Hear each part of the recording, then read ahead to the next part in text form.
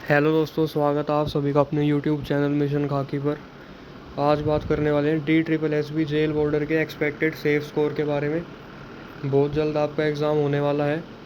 10 जून 2024 से आपके exam start हो जाएंगे और 22 जून तक चलने वाले हैं। और पढ़ाई का टाइम आपको बहुत कम दिया गया है अगर देखा जाए तो, क्योंकि एक एकदम से आपका नोटिस जारी कर दिया गया।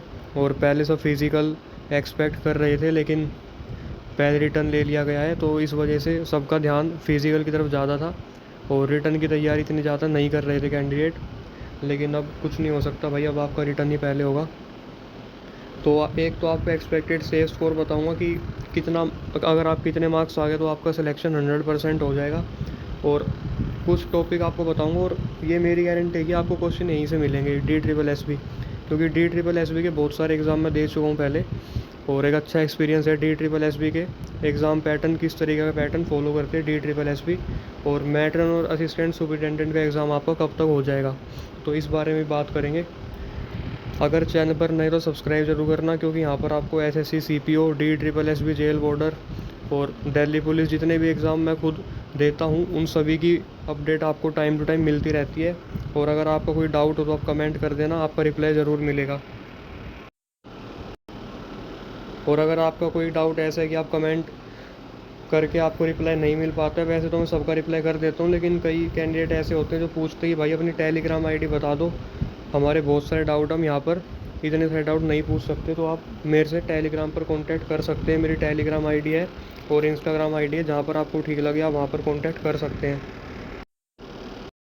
सबसे पहले अगर सेफ स्कोर की बात करें कि सेफ स्कोर आपका कितना रह सकता है, तो देखो सबसे पहले तो मैं आपको एक बात बता दूं, अभी तक रिटर्न एग्ज़ाम आपके हुए नहीं है। और जब आपका 10 जून का एग्ज़ाम होगा ना, उस दिन इसका एक सटीक एनालिसिस कर सकते हैं कि आपका एग्ज़ाम का जो लेवल है वो किस तरीके से पूछा गया है। लेकिन अभी डी ट्रिपल एस बी ने जे की जो आपकी आंसर की आई थी जूनियर जुडिशल असिस्टेंट का, जो आपको पता है कि प्रोसेस बहुत तेज़ चला है और टायर 2 की डेट्स भी आपकी आ चुकी हैं। और साथ ही आपका सीनियर पर्सनल असिस्टेंट इसकी आंसर की, और एक असिस्टेंट ग्रेड 3 इसका एग्ज़ाम जो हुआ था उसका रिज़ल्ट आपका आने वाला है। और इसकी जो आंसर की आपकी आई थी उस हिसाब से आप अंदाज़ा लगा सकते हैं कि आपका एग्ज़ाम भी इसी लेवल का आएगा, इससे ऊपर तो नहीं जाने वाला। क्योंकि इन सभी एग्ज़ाम के अंदर आपका ये हायर ग्रेड पे वाली जॉब्स हैं, 2800 ग्रेड पे और आपका 4200 ग्रेड पे, 2100 ग्रेड पे की भी मेरे ख्याल से असिस्टेंट ग्रेड 3 की, 2100 ग्रेड पे की या 2400 ग्रेड पे की, मुझे इतना इसका ध्यान नहीं, लेकिन ये आपकी 4200 ग्रेड पे की जॉब्स हैं। तो इनका जो एग्ज़ाम का लेवल आपका वो जेल बॉर्डर से थोड़ा हाई लेवल का ही है, और जेल बॉर्डर का पेपर आपका इनसे थोड़ा नीचे ही आएगा, ज़्यादा इनसे टफ नहीं हो सकता। लेकिन फिर भी आपको एक आइडिया दे देता हूँ कि भाई इतने नंबर अगर आपके आगे तो आपका सिलेक्शन हो जाएगा। और डी ट्रिपल एस भी अपने पैटर्न को बहुत ज़्यादा बदलती नहीं है कि जेल बॉर्डर का पेपर जो है बहुत दिन बाद हो रहा है तो चलो इनको मुश्किल दे देते हैं, ऐसा कुछ नहीं होगा। तो बेफिक्र होकर जाना, अपनी तैयारी जारी रखो। यूआर कैटेगरी अगर आपके 130 से 135 नंबर आ गए तो आपका सिलेक्शन हो जाएगा। ये फिजिकल की कट ऑफ नहीं है, फाइनल कट ऑफ बता रहा हूँ आपको, फिजिकल की इससे कम ही जाएगी, क्योंकि फिजिकल में बहुत बच्चे फेल होने वाले हैं आपके। जैसे दिल्ली पुलिस में देखने को मिला था वैसे आपको जेल बॉर्डर में भी देखने को मिलेगा। बहुत जल्दी आपके फिजिकल भी हो जाएंगे। और ओबीसी की 125 से 130, अब मैंने रेड कलर से इसलिए करा है ओबीसी और एससी को, क्योंकि इनकी वैकेंसी बहुत कम है, इनकी वैकेंसी बहुत ज़्यादा कम है। और दिल्ली के अंदर जो ओबीसी है उनको एक स्पेशल प्रिविलेज मिलती है, जो दिल्ली के ही ओबीसी हैं वही ओबीसी में काउंट होते हैं। जो सेंट्रल लेवल पर ओबीसी आते हैं उनको ओबीसी में नहीं गिना जाता दिल्ली गवर्नमेंट यानी डी ट्रिपल एस बी की जॉब के लिए। तो अगर आपका दिल्ली गवर्नमेंट से बना हुआ सर्टिफिकेट है तो ही आप ओबीसी में काउंट होंगे, और आपकी कट ऑफ इतनी जा सकती है 125 से 130, क्योंकि ओबीसी जो है वो बहुत कम वैकेंसी ओबीसी की है आपकी।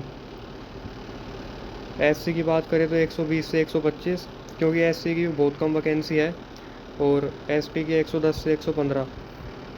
ईडब्ल्यूएस की मैंने इसलिए नहीं लिखी क्योंकि पिछली बार ईडब्ल्यूएस की कोई वैकेंसी नहीं थी, उस टाइम तक ईडब्ल्यूएस आपका नहीं बना था। तो इसकी भी आप यही मान लो कि एससी के बराबर, यानी एसटी से थोड़ी ज़्यादा और एससी से थोड़ी कम, मतलब इसके आसपास ही आपकी कट ऑफ रहने वाली है, एससी के आसपास ही रहेगी। एसटी तो नहीं कह सकते, एससी के आसपास ही आपकी कट ऑफ रहने वाली है इसके अंदर भी।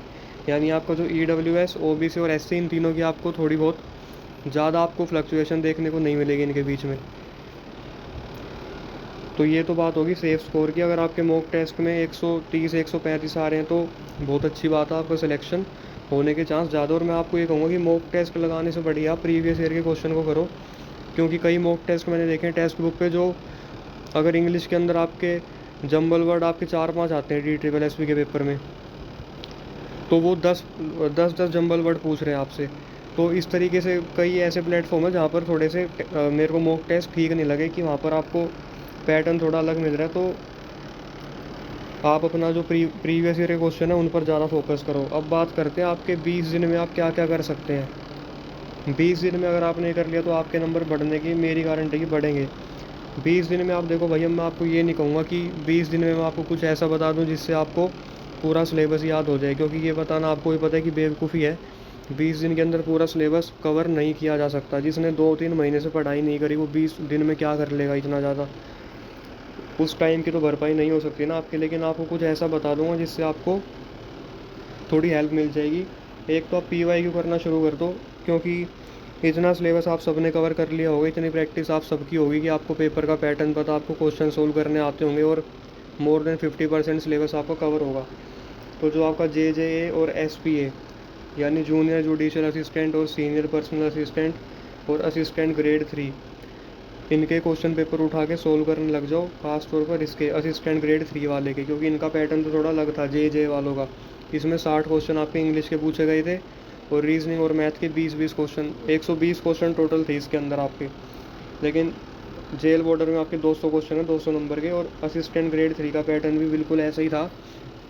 तो आप इसका क्वेश्चन जो आपके PYQ आपकी आंसर ही है वो आपको मिल जाएगी गूगल पर, बहुत सारे टेलीग्राम चैनल भी है, वहाँ से भी आप देख सकते हैं। तो इसको आप सोल्व करो, यहाँ से आपको क्वेश्चन देखने को मिलेंगे। अगर रीजनिंग की बात करें, रीजनिंग में आपको कौन कौन से टॉपिक पर फोकस करना है, तो DSSS भी सीटिंग अरेंजमेंट के क्वेश्चन बहुत ज़्यादा पूछती है। अगर आप इनके प्रीवियस ईयर के क्वेश्चन उठाकर देखोगे तो सीटिंग अरेंजमेंट के क्वेश्चन बहुत ज़्यादा पूछे जाते हैं। और एक आपका बैंकिंग पैटर्न का मेरा मतलब है कि जो आपके अल्फ़ाबेटिकल सीरीज़ है, कह देंगे उसको रिवर्स ऑर्डर में लिखने के बाद लेफ़्ट साइड से 4th नंबर पर जो उसके राइट साइड में कौन सा लेटर है, तो इस तरीके से आपको थोड़ा सा बैंकिंग के हिसाब से दे देंगे। और कुछ आपके जो इक्वेशन वाले क्वेश्चन होते हैं ना, जैसे A इज़ ग्रेटर देन और इक्वल टू B, और फिर कोमा करके P इज़ ग्रेटर देन और इक्वल टू Q, तो इस तरीके से आपको दे देंगे और पूछेंगे कि कौन कौन सा ऑप्शन इसमें से करेक्ट है। तो मैं आपको ये चीज़ें बता रहा हूँ जो बहुत ज़्यादा पूछी जाती है और बच्चे इसमें अटकते हैं। तो आप यहाँ पर मैक्सिमम स्कोर कर सकते हो। लेकिन बाकी जो क्वेश्चन है वो SSC के पैटर्न के जैसे ही हैं, तो उन पर हर एक बच्चे की कमांड होगी। लेकिन अगर आपको स्कोर करना है तो आपको थोड़ा एक्स्ट्रा करना पड़ेगा। तो आप इन चीज़ों पर फोकस करना, आपका जो स्कोर है वो ज़रूर बढ़ेगा। मैथ्स की बात करें तो सिंपल वर्ड में बताऊँ, DSSS भी हमेशा से फॉर्मूला बेस्ड क्वेश्चन पूछती है। आपको बहुत ज़्यादा घबराने की ज़रूरत नहीं है, पैनिक मत होना बिल्कुल भी कि मेरे को 2D 3D नहीं आता, एडवांस मैथ नहीं आता। एडवांस मैथ इसमें आता भी नहीं, इसमें 2D 3D क्वेश्चन आते हैं ज़्यादातर एडवांस में, और वो भी फॉर्मूला बेस्ड आते हैं बिल्कुल। आप सीधा सा फॉर्मूला उसमें लगाओगे और आपका आंसर निकल जाएगा, कोई बहुत ज़्यादा घबराने की ज़रूरत नहीं है। ऐसी प्रॉफिट लॉस आपको, क्योंकि DSSS के अंदर टाइम मैनेजमेंट की प्रॉब्लम बहुत ज़्यादा होती है। आप टाइम मैनेज कर लो, पेपर को पूरा अच्छे से कर लो 2 घंटे में, वही बहुत बड़ी बात होती है। वरना बच्चों को यही नहीं पता होता कि DSSS के अंदर ये भी सिस्टम है कि आप एक सेक्शन को सबमिट करे बिना दूसरे पर जा ही नहीं सकते। अगर एक बार आपने सेक्शन सबमिट कर दिया तो आप उस पर दोबारा नहीं जा सकते, वो आपका सबमिट ही माना जाएगा। ठीक है, तो ये मैथ की बात हो गई। अब इंग्लिश की बात करें तो इंग्लिश के अंदर आप अगर PQRS और पैसेज पर बहुत ज़्यादा फोकस करना, क्योंकि जो दूसरा सेक्शन होता है इंग्लिश का, पार्ट 1 के अंदर तो आपके ग्रामर और ये वोकेबलरी वगैरह होती है, पार्ट 2 के अंदर भी यही देखने को मिलता है। लेकिन पैसेज और PQRS जो है वो 20 क्वेश्चन आपको, जो सेकंड पार्ट होते हैं इंग्लिश का आपका, उसमें बहुत ज़्यादा देखने को मिलेंगे। 2 पैसेज आपको देखने को मिलेंगे DSSS के पेपर में, 10 क्वेश्चन आपको देखने को मिलेंगे पैसेज से, और 5 क्वेश्चन PQRS के आपको देखने को मिलते हैं इसके अंदर। तो इंग्लिश पे आप इनके ऊपर फोकस करो तो ज़्यादा बढ़िया है, क्योंकि ये देखने में आसान लगता है लेकिन आसान होते नहीं है। अगर हिंदी की बात करूँ तो हिंदी के अंदर ही पैसेज, और जो एक्स्ट्रा टॉपिक यहाँ पर आ जाते हैं हिंदी के अंदर वो है समास और संधि। यहाँ से बहुत ज़्यादा क्वेश्चन पूछे जाते हैं, और अगर आप इन पर कमांड बना लोगे अपनी तो आप थोड़ा आगे निकल सकते हो बाकी कैंडिडेट से। क्योंकि जो नॉर्मल आपके ये सर्वनाम वगैरह, ये सब विशेषण और विलोम शब्द, पर्यायवाची शब्द, ये सब तो हर कोई याद करके जाता है, लेकिन ये कुछ ऐसे टॉपिक है जो लोग छोड़ कर जाते हैं। तो आप अगर इन्हें कर लोगे तो ज़्यादा अच्छा रहेगा। अगर जीके की बात करूँ तो जीके की आपकी करंट अफेयर थोड़े से, ये DSSS भी थोड़े टेढ़े क्वेश्चन पूछता है करंट अफेयर के। और जैसे एसएससी में आपका स्टैटिक जीके पर जोर दिया जाता है, ऐसे आपका इसके अंदर भी DSSS में भी स्टैटिक जीके अब ज़्यादा पूछी जाने लग गई। तो अपने प्रीवियस ईयर के क्वेश्चन करो, वहाँ से आपको जो भी क्वेश्चन मिलते हैं जीके के उन पर ध्यान देना। और जब आप ये सब चीज़ें कर लोगे तो आपको खुद लगेगा कि आपने बहुत ज़्यादा अपना स्कोर इंक्रीज़ कर लिया है, क्योंकि भाई देखो मैं भी यही करता था और इन्हीं सब चीज़ों से मेरे को DSSS के पेपर में देने में हेल्प हुई है। और टाइम मैनेजमेंट बहुत बड़ा रोल प्ले करती है, तो अपना टाइम जो सोच समझ कर ही यूज़ करना। इसमें ऐसा नहीं है कि आपकी अगर मैथ्स बहुत ज़्यादा अच्छे है तो आप शुरुआत में मैथ्स कर लोगे और जीके लास्ट में कर दोगे, ऐसा नहीं होता। इसमें सबसे पहले आपको रीजनिंग खुलकर मिलती है, रीजनिंग के बाद आपको जीके मिलती है, जीके के बाद मैथ्स, मैथ्स के बाद इंग्लिश और इंग्लिश के बाद लास्ट में हिंदी। इस तरीके से आपको चीज़ें मिलती हैं इसके अंदर। जब मैंने एग्ज़ाम दिया था लास्ट टाइम DSSS को तो इसी पैटर्न में मिला था। अब हो सकता है चेंज हो गया हो, क्योंकि कई बच्चों के डाउट रहते हैं कि सबसे पहले कौन सा सेक्शन खुलता है। तो रीजनिंग खुलेगा, रीजनिंग के बाद जीके, जीके के बाद मैथ्स, फिर इंग्लिश और लास्ट में हिंदी। और जब हिंदी पर जाता है ना बच्चा तो फिर बहुत ज़्यादा वो 2 घंटे बैठना आसान नहीं होता किसी भी पेपर में। तो अपना टाइम मैनेजमेंट अच्छे से करना। सेफ स्कोर मैंने आपको बता दिया है, और आपको 20 दिन में आप क्या क्या कर सकते हो जिससे आपका स्कोर इंक्रीज़ हो जाए।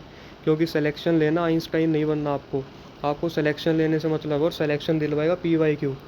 DSSS के अंदर मैं आपसे ये बिल्कुल गारंटी के साथ ये बात कहता हूँ, अगर आपने ये कर लिए ना तीनों पेपर के PYQ, तो पेपर में अगर आपको सवाल ना मिले ऐसे तो मेरे को बोल देना कि भाई आपने बताया था, हमने आपकी बात मान ली और हमें नुकसान हो गया। बाकी 20 दिन में आप अच्छे से पढ़ो, और जो भी आपका वीक टॉपिक है भाई उसको थोड़ा सा कवर करने की कोशिश करो। बाकी इतना ज़्यादा कोई बहुत ज़्यादा हार्ड लेवल नहीं रहता DSSS का, क्योंकि टाइम मैनेजमेंट करने में दिक्कत आती है और इतनी आपकी कट ऑफ रह सकती है। बाकी तो एग्ज़ाम होने के बाद ही पता चलेगा। और एक टॉपिक और रह गया कि मैट्रन और असिस्टेंट सुपरिटेंडेंट का एग्ज़ाम कब होगा। तो मैट्रन और असिस्टेंट सुपरिटेंडेंट का एग्ज़ाम आपका जुलाई में होगा, रिटर्न एग्ज़ाम जुलाई में आपका एग्ज़ाम हो जाएगा। बहुत जल्दी आपको इनका भी रिटर्न एग्ज़ाम का नोटिस देखने को मिलेगा। और ये मत समझना कि जून में इसके रिटर्न एग्ज़ाम ख़त्म है, बॉर्डर के और रिज़ल्ट आने में बहुत टाइम लग जाएगा और फिज़िकल होने में बहुत टाइम लगेगा। फिज़िकल आपका इनके साथ होगा, कई लोग आपको बताएंगे कि मैट्रन और असिस्टेंट सुपरिटेंडेंट और बॉर्डर तीनों का फिज़िकल एक साथ होगा। तो भाई ऐसा नहीं होगा, जैसे इनका रिटर्न पहले है वैसे इनका फ़िज़िकल भी पहले होगा, क्योंकि फ़िज़िकल भी इनका अलग अलग ही होता है। ऐसा नहीं है कि इन तीनों का एक ही जगह पर फ़िज़िकल होता है। तो अपने फ़िज़िकल की तैयारी भी अच्छे से कर लेना साथ में, क्योंकि इतना टाइम नहीं मिलने वाला आपको इस साल तक। ये लास्ट तक भर्ती कंप्लीट हो जाएगी दिसंबर 2024 तक, बहुत ज़्यादा टाइम नहीं लगाएगी DSSS के लिए। तो यही था इस वीडियो के अंदर। बाकी आपका कोई डाउट हो तो आप कमेंट कर सकते हैं। आपको किसी टॉपिक में प्रॉब्लम है तो आप वो भी कमेंट कर सकते हैं, किस तरीके से आपको उस टॉपिक में थोड़ी हेल्प मिल जाएगी। बाकी वीडियो अच्छी लगी हो तो लाइक ज़रूर करना, और चैनल पर नहीं तो सब्सक्राइब जरूर करना। Thank you.